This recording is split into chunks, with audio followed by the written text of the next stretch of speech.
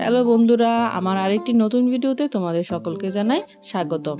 তো আমরা কোথায় গিয়েছিলাম, কারা আমাদের সাথে ছিল এবং আমরা ওই দিন কী করেছিলাম সবটাই তোমাদের সাথে শেয়ার করব। তো সঙ্গে থাকো এবং দেখতে থাকো পুরো ভিডিওটা।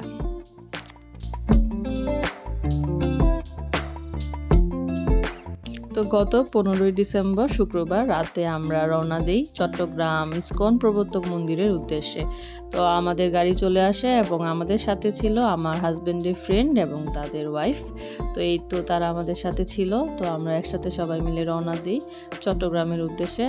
আর আমরা যেহেতু রাতে রওনা দিয়েছিলাম তাই রাস্তায় কোনো জ্যাম ছিল না, তাই আমরা ভোরবেলায় পৌঁছে যাই চট্টগ্রামে। তো সেখান থেকেই আমরা চলে গেলাম ইসকন প্রবর্তক মন্দিরে। আর আমরা মন্দিরে প্রবেশ করতেই দেখি যে মন্দির পরিষ্কার পরিচ্ছন্ন কাজকর্ম চলছিল, তাই আমরা একটু ওয়েট করছিলাম। আর তখন মন্দিরের প্রবেশ দুয়ারও বন্ধ ছিল, তাই আমরা ফ্রেশ হয়ে মন্দির খোলার অপেক্ষা করছিলাম এবং পাশাপাশি একটু মন্দিরটা ঘুরে দেখছিলাম আর ভিডিও ক্লিপ নিচ্ছিলাম। হয়তো তোমরা ভিডিওটা দেখেই বুঝতে পারছো যে মন্দিরটা আসলেই কতটা সুন্দর। মন্দিরটা এত সুন্দর করে তৈরি করা হয়েছে যে বলার মতো না। তো ঠিক সকাল 8টায় মন্দিরের দুয়ার খোলা হয় এবং শঙ্খ বাজিয়ে ভগবানকে জাগানো হয় এবং ভগবানের পূজা চলে। আর তারপর আমরা চলে গেলাম মন্দিরের ভিতরে। মন্দিরের বাইরে এবং ভিতরের কারুকাজ সত্যি খুব অসাধারণ ছিল আর খুবই সুন্দর লাগছিল দেখতে। মনে হচ্ছে যে আমি স্বর্গের দুয়ারে চলে এসেছি, খুব ভালো লাগছিল। আর আমি মন্দিরের ভিতরে ঢুকতেই দেখলাম মন্দিরে কীর্তন, পূজা অর্চনা চলছিল, ভগবানের আরতি চলছিল, ভগবানকে ভোগ দেওয়া হবে। তো আসলে খুবই ভালো লাগছিল আর সকলে মিলে কীর্তন করছিল, সকলে ভগবানকে প্রণাম করছিল, দেখতে খুবই ভালো লাগছিল। এক অসাধারণ চিত্র ফুটে উঠেছে এই মন্দিরটার ভিতরে। দেন আমি সামনের দিকে চলে যাই এবং সামনে গিয়ে ভগবানকে প্রণাম করি। বন্ধুরা, চট্টগ্রামের সবচেয়ে বড় মন্দির হচ্ছে এই ইসকন প্রবর্তক মন্দির। তোমরা হয়তো এই মন্দিরটা সম্পর্কে জানো অনেকেই এবং অনেকেই হয়তো এখানে এসেছো। তো আমি এখানে প্রথমবার এসেছি। আমিও এই মন্দিরটা সম্পর্কে শুনেছিলাম যে এই মন্দিরটা চট্টগ্রামের সবচেয়ে বড় মন্দির। তো সেদিন সেখানে যেতে পেরে আমার সত্যিই খুব ভালো লাগছিল এবং আনন্দ লাগছিল, কারণ মন্দিরটা এতটা সুন্দর লাগছিল যে বলার বাহিরে। এবং তোমরা হয়তো ভিডিওটাতে দেখেই বুঝতে পারছো যে মন্দিরটা কত সুন্দর করে নির্মাণ করা হয়েছে। এর ভিতরের এবং বাহিরের কারুকাজ অত্যাধিক সুন্দর। তো তোমরা এখানে আসতে পারো ছুটির দিনগুলোতে এবং মন্দিরটা দর্শন করতে পারো। তোমরা হয়তো ভিডিওটা দেখেই বুঝতে পারছো যে মন্দিরটা কতটা সুন্দর। আর আমরা যখন গিয়েছিলাম তখন কীর্তন হয়েছিল অনেকক্ষণ যাবৎ।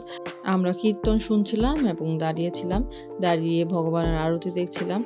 তো খুবই ভালো লাগছিল এখানে আসতে পেরে। তারপর আমরা একটু চলে গেলাম আরেকটা পাশে। এই পাশে একটা সিঁড়ি আছে, তো সিঁড়ি দিয়ে আমি নামার সময় একটু ভিডিও করি। সিঁড়িটা খুবই সুন্দর করে কারুকাজ করা হয়েছে। আসলে আমাদের হুট করে প্ল্যান হয়ে যায় এখানে, তারপর আমরা চলে আসি এবং সত্যি এখানে আসতে পেরে খুবই ভালো লাগছিল। দেন এই তো আমি হেঁটে যাচ্ছিলাম আর ও একটু ভিডিও করে দিচ্ছিল। তারপর আমরা চলে যাই ভোগের প্রসাদ নেওয়ার জন্য। এই যে ভোগের প্রসাদ খাচ্ছিলাম আর সবাইকে ভোগের প্রসাদ দেওয়া হয়েছে। এরপরে আমরা চলে যাব আরেকটা প্রসাদের রুমে, যেখানে আমরা বসে প্রসাদ নিয়েছিলাম। তো এই যে চলে এসেছি প্রসাদের রুমে। এই যে সবাইকে প্রসাদ দেওয়া হচ্ছিল, তো আমরা সবাই একসাথে প্রসাদ গ্রহণ করছিলাম। আর সত্যি ভগবানের প্রসাদ অসাধারণ হয় খেতে। প্রসাদ খাওয়ার পর আমরা মন্দিরের ভেতরে কিছু দোকান ছিল, সেই দোকানগুলো ঘুরতে চলে যাই। তো আমরা একটু ঘোরাঘুরি করলাম এবং দেখলাম যে পাশে একটা মণ্ডপ ছিল এবং আমরা শুনেছিলাম যে এখানে দুটো বিয়ে হয়েছিল, তাই সেই বিয়েরই মণ্ডপ এটা।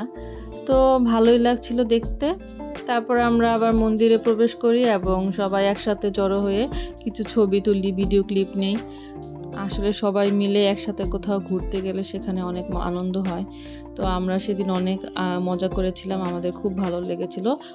তো বন্ধুরা, আমরা সেদিন চট্টগ্রামের এই প্রবর্তক মন্দির ঘোরাঘুরির পর আমরা আরেকটা মন্দিরে গিয়েছিলাম। সেই মন্দিরের ভিডিও ক্লিপ খুব তাড়াতাড়ি তোমাদের সাথে শেয়ার করব।